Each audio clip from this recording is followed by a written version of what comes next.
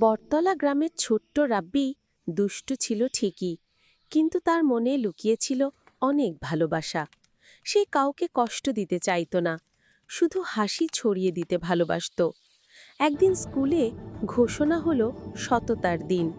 সবাইকে সত্য বলার প্রতিজ্ঞা নিয়ে আসতে হবে। পরদিন মা রাব্বিকে 20 টাকা দিয়ে স্নেহভরা চোখে বললেন, বাবা, বাড়ির জন্য কিছু সবজি নিয়ে এসো। বাজারে গিয়ে রাব্বির চোখে পড়ে একটি নাচতে থাকা খেলনা বাদর। শিশু মনে লোভ জাগে, সে টাকাটা খরচ করে ফেলে। বাড়ি ফিরে মায়ের মুখ দেখেই বুকটা ভারী হয়ে ওঠে। রাব্বি ধীরে ধীরে বলল, মা, আমি ভুল করেছি, তোমার কথা রাখিনি, আর কখনো এমন করব না।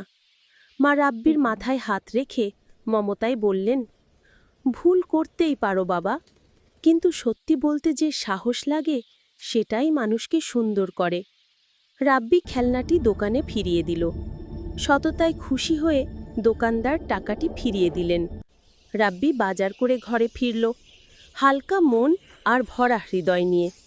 সত্য কথা বলা সবসময় সহজ নয়, কিন্তু সত্য মানুষকে ভেতর থেকে